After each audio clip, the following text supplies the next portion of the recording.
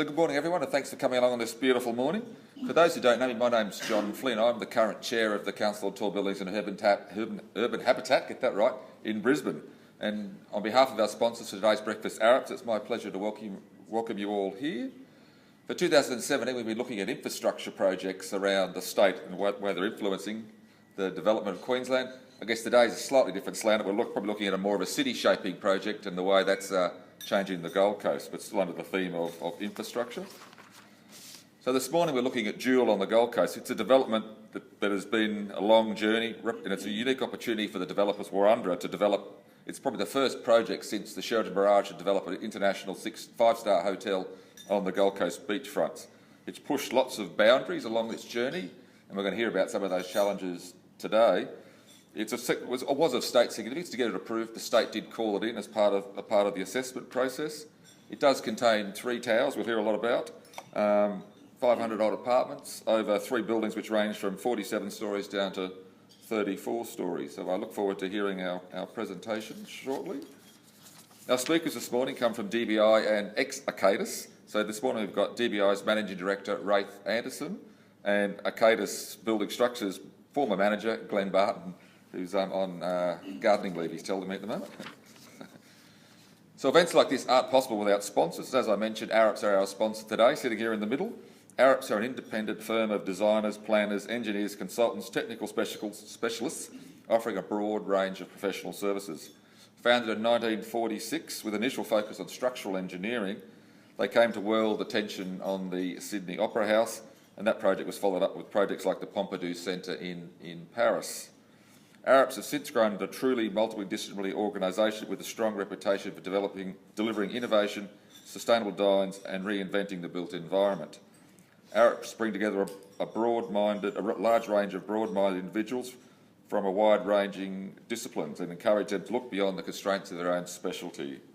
Their unconventional approach to the design process probably springs out of the way they're structured. The firm is owned in a trust on behalf of all its staff, and this results in their really truly independent spirit that flows through all the work they do. Later on, Dylan Smith from Arabs will be up here to give the vote of thanks, so I'll invite him up later on. Today's format is the normal format we go through. I'll sit down shortly. You get to enjoy your breakfast for 20 minutes, and just before 8 o'clock we'll get our speakers up for their presentations. Hopefully we'll have time at the end for 5 or 10 minutes of questions and have you on your way back to the office by 9 o'clock. Before I let you enjoy your breakfast, have a few announcements. So our next breakfast on infrastructure is here on the 23rd of November. We've got a bit of a gap, and that'll be looking at the Commonwealth Games Village and how that's been evolved and how it'll actually transform for the Games and post-Games. The big event we have coming up, and I'll talk a lot more about that in a moment, is in Sydney on the 30th of October through to the 3rd of November. We've got the International Conference of the Council on Tall Buildings and Urban Habitat, and I've got a little advertorial for that coming along. But as usual, you can sign up to the Council on Tall Buildings online for your $150 US. You get your access to the Council website, you get your weekly newsletter and monthly video lectures, so it's great value at $150 US for those in the industry. Log on. In terms of what caught my eye around the world this month, all these actually articles come from the last week's presentation, was Beijing's tallest building at 528 metres, 108 levels topped out this week. But I was surprised when you saw the photo how many other buildings and cranes were still being built in the middle of Beijing, and how obviously China hasn't slowed down. This development has 350,000 square metres of GFA, so a nice large project. It's inspired, the shape is driven by the Chinese artefact called a zun, so the project's actually called zun, but it's basically starts off wide at the base, narrows in, and then it explodes at the top was the brief or the description in the article, but it's 78 metres wide at the base, slims into 54 metres, then blows back out to 69 metres at the top. And obviously the facade is running up behind the building.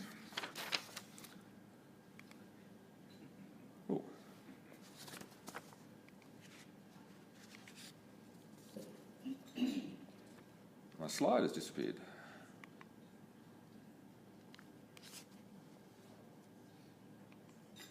Oh, we've lost one project. That's probably all right. The next two slides caught my attention, basically looking at affordable housing around the world. We always talk about affordable housing in Australia, but in New York we've seen this building evolve. They're calling it a court scraper, so it's a tall building with a courtyard running up through the centre of it. It originally had 36 affordable housing units inside that project.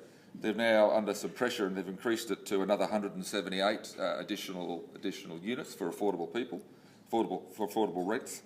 But in New York, the average salary is $66,800 US, and I couldn't find out exactly how the system works, but they base the rental on three bands based on your salary, and they target 90%, 100%, 110 and 120% of the mean income when they calculate their rentals. So it's obviously quite a complex formula they use over there, which we haven't seen happening here.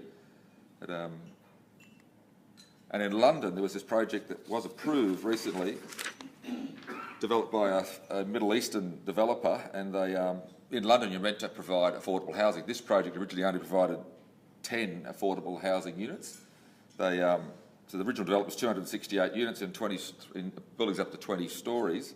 They went back and changed the development mix to 295 units. They increased the yield, but they actually didn't add any more affordable housing, so it got the chop. So it's quite interesting how, obviously they'll come back and change it, you imagine, but the government or the City of London is really pushing, and they're trying to get it to 35% affordable housing in this project. So we just see how the battle goes with the developers and the city and who wins out. But it's certainly an interesting strategy to provide affordable housing in the centre of London.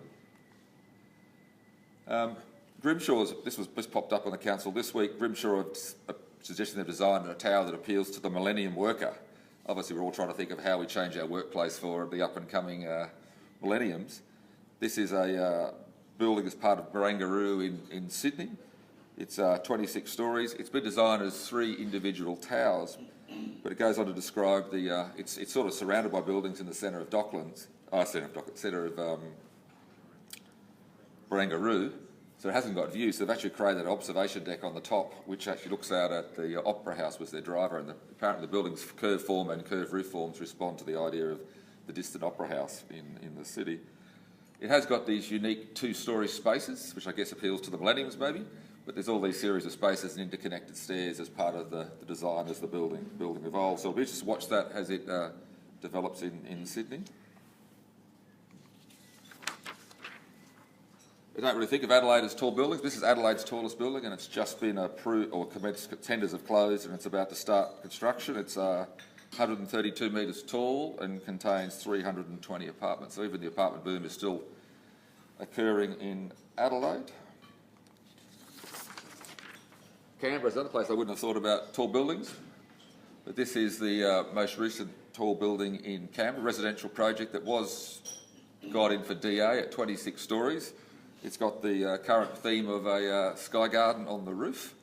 But in Canberra, you don't think about traffic as a problem, but the local residents appealed the development on the basis of traffic congestion it was going to create in Canberra, and they've actually successfully pushed the height from 26 stories down to 18 stories as part of that debate. So I was quite interested to see how a small city, when you go to Canberra, the traffic seems pretty good and lots of big roundabouts, but obviously it is an issue for Canberrians, but interesting looking project for Canberra.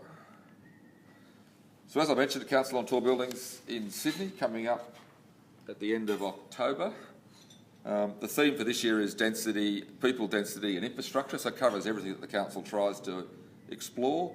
The program is looking very exciting. The Council on Tall Buildings represents in the organisation, when you count all the organisations that are members, there's 1,295,000 people involved in the organisation out of 9,000 offices around the world. So out of that core group, we're currently managing to get about 1,040 people registered for the conference, so that the conference has a maximum of 1,200 people to attend. So if you haven't signed up to go down, it's well worthwhile joining. When we first started talking about the conference, they suggested we'll get half the people from Australia. We were a little bit sceptical, would you get 500 Australians? But back on the end of August, we had 433 Australians attending, and the rest are coming from around the world. The program is interesting. So on the Sunday, there's a sort of workshop, all sorts of design workshops and a grand function at the end. Monday, Tuesday, a conventional type conference facilities with sessions. The Wednesday in Sydney, there's a tour of about 10 different projects around Sydney that you might not have seen before. And then on Thursday and Friday, the conference moves to either Brisbane or Melbourne. So we're obviously organising the Brisbane, which is a half day on Thursday and a full day on Friday. And we like our picture of Brisbane much better than the picture of Melbourne on the... but there are more people going to Melbourne, unfortunately, but we're doing okay. What we have done to try and boost the Brisbane attendance for people in Brisbane, we've got a special discount rate going. It's just like on television. So as a local, we're going to send this flyer out after this presentation. But if you log on, there's a couple of codes there, and it's actually split now. So for people in Brisbane, you can attend the both days for a 20% discount, or you can attend the first day for $100 US, or the second day for $200 US. So it's an opportunity trying to get more people to come along to our Brisbane sessions. You will send out the program, so you get a better look at the program on the email. It's a bit hard to read on the screen there, but the process is the first half of each day is presentations in a room like this. The first one's actually the terrace at 480 Queen Street, looking over Brisbane. The second day is at the River Room in Customs House. The first half of each session is architects, engineers and clients presenting their projects, and then the second half is you actually go and visit some of those projects. So it's an interactive day and a half out in Brisbane. So we think it's good value, so we'd love to see you come along. And that should, if you go online, that's what the registration form looks like, but you'll have a little code that you can log in to get your Brisbane resident discount.